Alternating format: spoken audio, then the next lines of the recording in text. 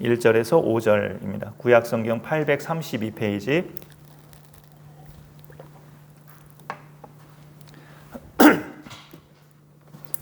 네, 42편 1절에서 5절 우리 보시는 분들 다 같이 읽겠습니다. 시작. 하나님이여 사슴이 시냇물을 찾기에 갈급함같이 내 영혼이 주를 찾기에 갈급하니이다. 내 영혼이 하나님 곧 살아계시는 하나님을 갈망하나니 내가 어느 때에 나아가서 하나님의 얼굴을 배울까. 사람들이 종일 내게 하는 말이 네 하나님이 어디 있느뇨 하오니 내 눈물이 주야로 내 음식이 되었도다. 내가 전에 성의를 지키는 무리와 동행하여 기쁨과 감사의 소리를 내며 그들을 하나님의 집으로 인도하였더니 이제 이 일을 기억하고 내 마음이 상하는도다. 내 영혼아 네가 어찌하여 낙심하며 어찌하여 내 속에서 불안해하는가. 너는 하나님께 소망을 두라. 그가 나타나 도우심으로 말미암아 내가 여전히 찬송하리로다. 아멘. 우리 그리스도인들과 비그리스도인들의 삶은 내용면에서도 많이 다르죠. 비그리스도인들은 일단 교회와 상관없는 일상적인 삶만 살아가는 인생이라고 볼 수 있습니다. 그래서 그들에게는 시간이나 물질 또 갖고 있는 에너지 이런 것들을 자신이 원하는 곳에만 사용을 하죠. 시간도 그렇고 물질도 그렇고 자신의 힘이나 에너지도 자기가 원하는 곳에만 사용하면서 살다가 이 땅을 떠나게 됩니다. 반면에 우리 그리스도인들은 주님의 몸된 교회에 소속된 지체들이죠. 그래서 우리에게 주어진 시간이나 물질 또는 에너지를 그 상당 부분 혹은 일부분을 반드시 교회를 위해서 또 쓰게 됩니다. 우리들은. 그런데 우리와 불신자들의 차이점은 삶의 내용도 내용이지만 더 근본적으로 다른 것은 삶의 목적이에요. 그게 더 성경적으로 분명하게 다르다고 말하고 있죠. 우리는 사나 죽으나 하나님의 영광을 위해서 살고 죽는다고 로마서나 고린도전서에서 말씀하고 있습니다. 그 삶의 목적을 우리가 흔히 쉬운 말로 물어볼 때 왜 사느냐라고 물어보면 많은 비그리스도인들은 명확한 대답을 못하죠. 그러니까 그냥 사는 거니까 사는 거지라고 그런 식으로 막연하게 답변을 합니다. 또는 자식이 있으니까 사는 거지라는 그런 본능적인 답변에 머무르게 되죠. 하지만 우리 그리스도인들은 삶의 목적을 물어볼 때 분명하게 성경적으로 답변을 할 수가 있어요. 우리에게 비그리스도인들에게는 없는데 우리는 갖고 있는 그런 것들이 무엇일까 할 때 믿음이죠 라고 이렇게 말할 수 있지만 오늘 말씀의 제목도 해당이 됩니다. 우리에게는 소망이라는 것이 있어요. 일반적인 말로 바꾼다면 희망이라고도 말할 수 있어요. 희망. 그런데 희망과 소망은 또 같은 뜻이라고 보기는 어려워요. 어떤 점에서 다르냐? 희망은 그러니까 희망과 소망의 근본적인 다른 점은 그게 어떤 대상하고 연결이 돼 있느냐 안 돼 있느냐의 그 문제죠. 희망은 그냥 내가 마음속에 품는 긍정적인 생각일 수 있지 꼭 어떤 대상하고 연결된 것은 아니에요. 하지만 소망은 어떤 대상하고 연결이 된 거죠. 그 어떤 대상이 누구냐? 오늘 말씀 42편 5절에 보니까 5절 하반절에 있죠. 너는 하나님께 소망을 두라. 이 소망이라는 것은 창조주 하나님과 연결되었을 때 소망이라고 할 수 있죠. 그러니까 희망은 그런 것이 아니고 내 마음속에 그냥 품는 긍정적인 생각, 될 수 있어. 이제 곧 될 것 같아. 이렇게 갖는 것이 희망이라면 소망은 반드시 어떤 절대자와 연결된 상태로 있을 때 우리는 소망이라고 말할 수 있는데 그 절대자가 성경을 보면 하나님이라고 알려주고 있습니다. 오늘 말씀이 5절까지 읽었죠. 42편에서. 그런데 이 5절인데 5절만 빼고 앞에 4절은 다 뭔가 절망이 느껴지는 표현들이에요. 마치 엄마 잃은 아이가 울먹이면서 엄마를 찾듯이 하나님을 만나지 못해서 갈급해진 영혼이 어떻게 하면 내가 다시 하나님을 만날 수 있을까요? 하면서 하나님을 애타게 찾는 구구절절의 내용입니다. 믿는 자에게는 확신이라는 게 있는데요. 간절히 찾으면 하나님이 만나주신다는 확신. 그게 있는데 또 때로는 오늘 시인의 경우처럼 그 만남에 허락하시는 그 때가 자꾸 지연돼서 도대체 나를 언제 만나 주시는 거지? 이렇게 막연하고 그 때를 전혀 알 수가 없는, 그래서 마음이 막 답답한 그런 순간도 우리 믿는 자들이 경험을 하게 되죠. 분명히 2절 하반절에 보면은 내가 어느 때에 나아가서 하나님의 얼굴을 배울까? 왜 하나님이 요즘에는 계속 나를 만나주지 않으십니까? 하는 그런 답답함. 언제쯤에 내가 하나님을 만나게 될까? 그 알 수가 없는, 그 타임을 알 수가 없는 그 답답함에 이렇게 표현하는 것을 볼 수 있습니다. 그래서 지금 자신의 심정은 사슴이 시냇물을 찾기에 갈급함 같이 지금 내 영혼은 주를 찾기에 갈급하다고 비유하면서 표현하고 있어요. 그 약초를 먹고 물을 마시지 않으면 속이 타서 죽을 수도 있는 동물이 사슴이라고 하는데, 그래서 사슴은 시냇물을 찾는 것이 목숨 걸고 물을 찾는 경우들이 많다고 하죠. 약초를 먹은 다음에. 우리가 하나님을 찾을 때 그렇게 찾아야 함을 알려줍니다. 당연한 이야기지만 이 시인은 하나님의 살아계심을 믿는 사람이에요. 믿는 사람으로서 하나님을 찾는 거죠. 2절에 보면 내 영혼이 하나님 곧 살아계시는 하나님을 갈망하나니 이렇게 표현하고 있죠. 하나님이란 분이 도대체 계시는 거야 안 계시는 거야 이런 의구심이 전혀 없이 살아계시는 하나님이라고 표현합니다. 하나님의 살아계심을 분명하게 믿고 있는 믿음의 사람이에요. 단지 지금은 하나님을 자기 딴에는 만나지 못한 그런 상태로 느껴지는 시간이 계속 가고 있는 거죠. 사람들의 반응도 그렇고요. 그래서 자기가 하나님을 못 만나고 있으니까 주변 사람들의 반응도 3절에 보면 종일 내게 하는 말이 네 하나님이 어디 있느뇨 하오니 라는 표현을 하고 있습니다. 하나님이 없는 영혼은 말라버린 시내와 같고 하나님이 없는 영혼은 겨울에 난방이 안 되는 집과 같고 먹을 것이 없는 상태와 같아요. 하나님을 믿는 사람도 욥처럼 시련에 처하는 경우가 발생할 수도 있습니다. 그럴 때 그 사람을 아는 주변의 불신자들은 그 사람에게 이런 질문을 던질 수도 있죠. 네 하나님이 어디 있느냐? 하나님이 계시다면 네가 왜 이 지경이 됐느냐? 하나님이 정말 계시는 거 맞느냐? 나한테 그렇게 믿으라 하더니 네가 왜 이 지경이 됐느냐 하면서 조롱하듯 그런 말을 들을 수 있단 말이죠. 그럴 때 하나님을 찾는 자의 심정은 3절 끝에 보시면 내 눈물이 주야로 내 음식이 되었도다. 그런 심정을 표현하고 있어요.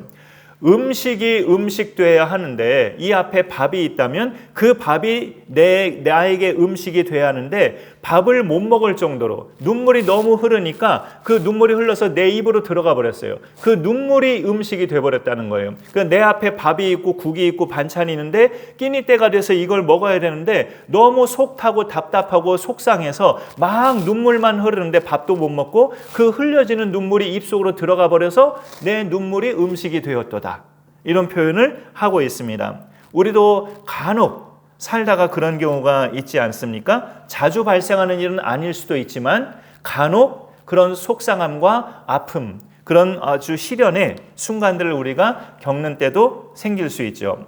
그럴 때 하나님을 대적하는 원수들이 나를 조롱하고 내가 믿는 하나님을 조롱할 때 나에게 음식은 이 밥이 아니라 내 눈에서 자꾸 흘러내리는 눈물이 내 입에 들어가는 음식이 되어버려요. 하지만 우리는 믿는 자들로서 그 믿는 자들에게 있는 강력한 것이 있잖아요. 하나님은 살아계시다는 믿음. 이 시인이 2절에서 고백한 것처럼 살아계시는 하나님을 갈망하나니라고 하나님이 살아계심을 이 사람도 전제하고 믿고 있잖아요. 그래서 절망의 때에 하나님은 어디에 계십니까? 내가 이렇게 절망하고 있는데 하나님은 왜 응답이 없으십니까? 하고 갈급하게 찾고는 있지만 하나님이 정말로 계신 거야? 라는 의심은 하지 않아요. 믿는 사람은. 의심은 하지 않지 단지 하나님에 대한 갈급함 때문에 애가 타는 건 있지만 결코 하나님이 계신 건지 안 계신 건지 의심하지 않는 사람이 믿음의 사람입니다. 사람들이 나에게 네 하나님이 어디에 있느냐라고 질문하는 그 질문 속에, 그 사람들의 그 질문 속에는 하나님의 존재를 확신하지 못하는 그런 불신앙이 있는 거죠. 하나님의 존재를 확신하는 믿음이 없는 그런 질문이에요. 네 하나님이 어디 있느냐? 불신자들이 우리에게 그런 거를 물어볼 때 그들은 하나님의 존재를 믿음 속에서 그 질문을 하는 것이 아니고 본인들은 모르는 거죠. 하나님이 계신지 안 계신지. 사실 그거는 냉철하게 말해서 불신입니다. 그 불신의 상태에서 우리를 향해서 네 하나님이 어디에 있느냐라고 불신의 상태에서 그들의 질문은 담겨 있는 뜻이지만, 우리가 하나님 당신은 어디에 계십니까? 라고 우리가 묻는 것은 불신의 질문은 아니죠. 하나님 도대체 계시는 거예요? 안 계시는 거예요? 의심의 그런 질문이 아니라 왜 나를 만나주지 않으십니까? 라는 갈급함의 질문이죠. 그러니까 믿음의 사람의 질문은 근본적으로 그게 다릅니다. 반드시 하나님은 살아계시다는 그 전제를 깔고 질문하고 하나님께 나아가는 거예요. 그래서 1절의 시작 자체가 하나님이여 하고 하나님을 부르고 있잖아요. 시인이 하나님을 절대적으로 믿는 사람이죠. 하나님이여 하면서 하나님의 존재가 자기에게는 믿어지니까 하나님을 부르는 거예요. 그러면서 5절에 가서는 자기 자신에게 선포를 해요. 내 영혼아, 네가 어찌하여 낙심하며 어찌하여 내 속에서 불안해하는가 하면서 하나님께 소망을 두라고 그렇게 자기 자신에게 선포를 합니다. 낙심하며 불안해하지 말고 너는 하나님께 소망을 두라. 자기가 자기 자신에게 선포하는 거예요. 낙심을 극복하는 비결은 오늘 말씀해 보니까 소망을 갖는 건데, 성경에서 소망은 하나님께 둘 때 소망이지 그렇지 않으면 소망이 아니에요. 지금 잠시 나를 만나주시지 않는 것 같은 때도 흔들리지 않는 믿음이 우리에게는 중요합니다. 어떤 믿음이냐? 하나님은 살아계시다는 믿음. 이 믿음이 있어야 소망을 하나님께 둘 수 있는데, 그 사람에겐 어떤 결과가 그래서 임할까요? 5절 하반절에 보니까 그가 나타나 도우심으로, 그는 하나님이죠. 하나님이 나타나 도우심으로 말미암아 내가 여전히 찬송하리로다. 앞에 4절까지는 도대체 나를 언제 만나 주실 겁니까? 라고 답답하고 갈급한 심정으로 계속 토로하는 그런 말씀이었다가 5절로 넘어와 봐서는 자기 자신에게 선포하고 있잖아요. 시인이 내 영혼아 네가 왜 낙심하고 있느냐? 하나님께 소망을 두라 하면서 자기 자신에게 선포하니까 이 확신이 더 뚜렷해지는 겁니다. 그가 나타나 도우심으로 말미암아 나는 여전히 찬송하리로다.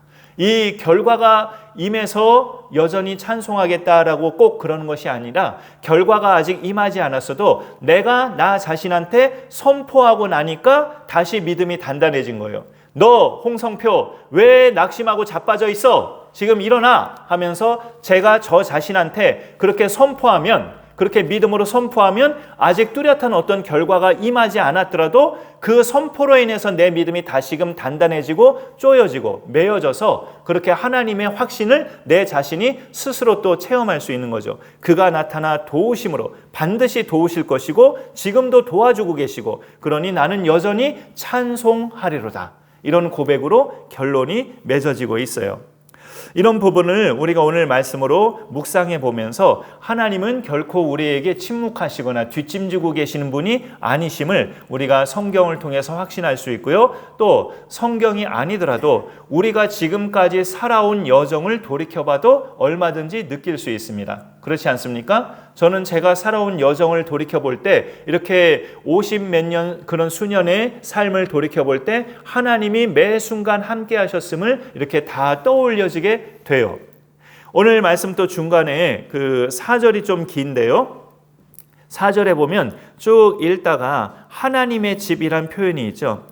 내가 전에 성의를 지키는 무리와 동행하여 기쁨과 감사의 소리를 내며 그들을 하나님의 집으로 인도하였더니, 오늘날로 말하자면 주일마다 나랑 같이 교회 가자, 나랑 같이 하나님 말씀 들으러 가자, 나랑 같이 예배 드리러 가자 하고 이렇게 이 사람이 성일 때마다 하나님의 집으로 그 감사와 기쁨의 소리를 내면서 사람들을 인도했다라는 거죠. 근데 이제 그 사람들이 네가 믿는 하나님 어디 있어? 너하고 따라다녀봤는데 나는 모르겠다 하면서 떠나버린 거죠. 얼마나 절망이 됐겠어요. 그렇게 기쁨으로 그 사람들을 인도해서 주일마다 1명, 2명 데려와서 전도했는데 내가 절망의 늪에 빠지니까 그 사람들도 하나님 없구나 하면서 내가 인도했던 사람들 다 떠나버리면 그 당사자는 얼마나 절망이 되겠느냐 말이에요. 그럴 때 이 힘이 되는 것이 내가 나 자신한테 선포하는 것, 이것을 5절에서 가르쳐주고 있는 겁니다. 그리고 앞서 4절에 하나님의 집이란 말 했던 것처럼 이 하나님의 집은 구약 성경 전체의 개념으로 볼 때 하나님의 성전이죠. 하나님의 성전. 하나님의 성전을 사모하는 것. 하나님께 소망을 둔다는 것은 어떤 장소적인 개념으로 바꿔 표현한다면 하나님의 집, 하나님의 성전을 소망한다는 거예요. 그래서 한 시인은 내 하나님의 문지기로 지내는 것이 그 한 날이 궁전에서의 첫날보다 더 기쁘다고, 더 낫다고 고백을 하고 있잖아요. 그러니까 하나님을 소망하는 것은 하나님의 전을 소망하는 개념과 같은데 오늘날의 하나님의 성전은 바로 우리 마음속에 모시고 계시는 우리 인생의 주인이신 예수 그리스도셔요. 요한복음 1장에 보면은 유대인들, 바리새인들을 향해서 그 40몇 년 동안 지어진 그 성전을 쳐다보시면서 너희가 이 성전을 헐라 내가 사흘 동안에 일으키리라 라고 예수님이 선언하시잖아요. 그것은 성전 되신 자기의 육체를 가리켜 표현한 거라고 성경에 나와 있죠. 그래서 누구든지 이 성전 안에 거하는 자는 바로 예수님을 모시고 사는 사람, 구원의 은총을 받은 사람을 일컫는다고 볼 수 있습니다. 그리고 고린도전서 3장이나 6장에 보면 예수 그리스도가 성전이면서 아울러 그 예수님을 모시고 사는 우리가 또 성전이에요. 우리 몸이 또 성전입니다. 그리고 로마서 12장 1절에도 너희 몸을 하나님이 기뻐하시는 거룩한 산 제물로 드리라 하면서 로마서에도 역시 너희 몸이 성전임을 밝혀주고 있어요. 그러니 너희는 너희 자신의 것이 아니라 값으로 산 것이 되었으니 예수 그리스도의 피값으로 너희를 사셨으니 너희 몸으로 하나님께 영광을 돌리라 라고 성경은 당부하고 있습니다. 하나님께 소망을 두는 사람은 바로 이 땅에 오신 하나님, 예수 그리스도를 날마다 의지하고 그의 말씀을 좇아 살아가는 사람들이에요. 그가 소망을 하나님께 둔다는 것은 바로 말하자면 예수 그리스도를 날마다 바라보면서 산다는 뜻이죠. 예수 그리스도를 바라봄 속에는 크게 두 가지 사건의 의미가 들어있어요. 하나는 십자가 사건이고 하나는 재림의 때입니다. 이 두 가지 사건이 예수 그리스도를 바라봄 속에 들어있습니다. 십자가 사건은 부활 사건을 포함해서 말씀드린 건데요. 그래서 우리가 시편 42편의 이 시인과 같은 절망이나 낙심의 순간 또는 육신의 질병 때문에 육신이 심히 고통을 느끼는 그런 시간을 보내고 있을 때 나를 위해서 십자가의 그 고통을 당하신 예수 그리스도를 생각하는 것이 그를 소망하는 삶이에요. 그 예수님을 소망하는 삶은 내가 고통과 힘겨움 속에 있을 때 나 살리려고 그 십자가 고통을 겪으신 예수님은 얼마나 나보다 훨씬 더 힘드셨을까 그분을 생각하며 사는 것이 그를 소망하는 삶입니다. 부활은 또 십자가 사건과 때로는 따로 떼어놓기는 하지만 같이 넣기도 하죠. 그래서 십자가 사건에는 그분의 부활 사건이 같이 넣어진 상태에서 지금 말씀드리는 거예요. 십자가와 부활을 통해 우리에게 주어진 결과는 뭡니까? 죄와 사망의 문제를 해결받은 거죠. 죄와 사망의 문제를 해결받은 건데 이 세상에서 우리가 평생 동안 겪는 수많은 문제들은 죄와 사망보다 크지 않아요.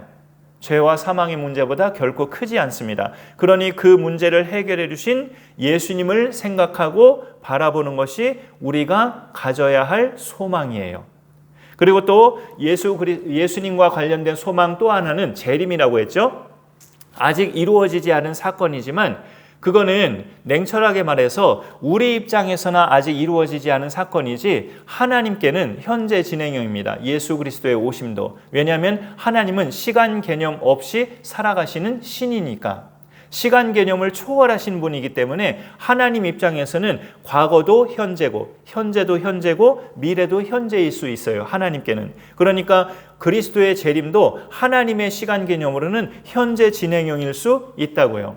그가 오시는 날이 우리에게는 최종 승리의 날이고 주님과 함께 영광을 누리는 날인 것을 성경은 말해주고 있잖아요.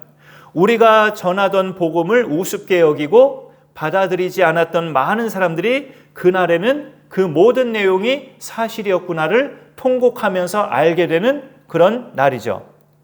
나에게는 그런데 그 날이 오늘 2절에서처럼 내가 어느 때에 나아가서 하나님의 얼굴을 배울까? 도대체 언제 만나 주시렵니까? 하는 말처럼 그리스도의 재림도 비슷하잖아요. 정확한 날짜도 우리는 모르고 마냥 기다린다는 느낌으로 살아가면 그런 중에서 힘겹게 또 짐을 지면서 정말 생계의 문제나 건강의 문제나 이런 나름대로 고난을 겪으면서 살아가는 믿음의 사람들은 그 재림을 소망하면서 살 수도 있는데 정말 그 재림의 때를 안 알려주시니까 이 2절의 시인의 고백처럼 도대체 어느 때에 하나님 만나 주시는 겁니까? 도대체 주님 어느 때에 오신다는 겁니까? 하면서 답답함이 느껴질 수 있죠.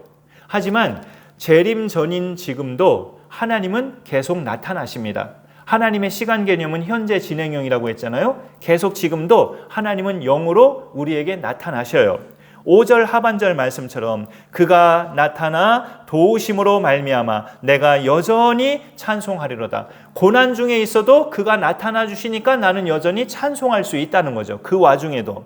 그러니까 꼭 재림의 때만 나타나시는 것이 아니라 재림의 때는 우리의 육안으로 볼 수 있을 정도로 나타나시는 성격이고 지금도 여전히 매 순간마다 하나님은 영으로 나타나셔요. 그래서 우리를 도우시고 우리를 믿음의 길로 승리하도록 인도해 가십니다. 그러면 그분의 그리스도의 재림의 날짜도 우리가 모르더라도 마음에 품고 소망하면서 살아갈 수 있죠. 영이신 하나님이 성령님을 통해 계속 우리 삶에 지금도 나타나시고 우리를 도우시고 어려운 일 있을 때마다 부족함이 있을 때마다 때를 따라 돕는 은혜로 우리를 채우시는 그런 하나님으로 늘 도와주시고 나타나시기 때문에 그분이 실제적으로 나타나시는 재림도 우리가 그 정확한 날짜는 모르더라도 마음에 품고 소망하면서 살 수 있는 거예요. 이 소망이 우리를 믿음으로 승리하게 만듭니다. 이 소망을 올해가 가는 동안에도 계속 간직하고 계시고 2026년도에도 계속 간직하고 계시고 우리의 여생 동안 끝까지 간직하는 귀한 소망이 될 수 있기를 간절히 축원합니다. 네, 제가 기도하겠습니다. 하나님 감사합니다. 오늘 수요예배 때 또 함께 하신 귀한 분들과 말씀을 나누게 하시니 감사드립니다. 한 시인의 갈급한 이 고백이 그에게 하나님을 찾고자 하는 소망으로 굳혀져서 결국은 만나주시는 하나님을 고백하며 내가 여전히 찬송하리로다. 이런 믿음의 고백, 승리의 고백을 우리가 말씀으로 보게 하시니 감사드립니다. 우리도 때로는 하나님에 대해 의심은 하지 않지만 하나님이 왜 이렇게 나를 만나주시지 않는가? 내가 이 지경이 되도록 왜 하나님은 가만히 계시는가? 정말로 하나님에 대해서 때로는 원망스러움이나 또 야속함이나 또 때로는 갈급함으로 답답함으로 나아가는 저희들의 심정도 있을 줄 압니다. 그런 때에도 우리는 나 자신에게 믿음의 선포를 하면서 다시금 믿음을 다지고 그 믿음을 다졌을 때 눈을 뜨고 볼 때 여전히 하나님은 내게 도움을 주시고 여전히 내 곁에 계시는 하나님이심을 확신하면서 그 믿음으로 승리하며 나아가는 우리 모두가 되게 하여 주옵소서. 우리의 여생 동안 그리스도께서 다시 오시는 그날까지 우리가 그 예수 그리스도를 바라보는 소망을 잃지 않고 단단한 믿음으로 살아가는 우리 모두가 되게 하여 주옵소서. 감사드리며 예수님의 이름으로 기도 올리옵나이다. 아멘.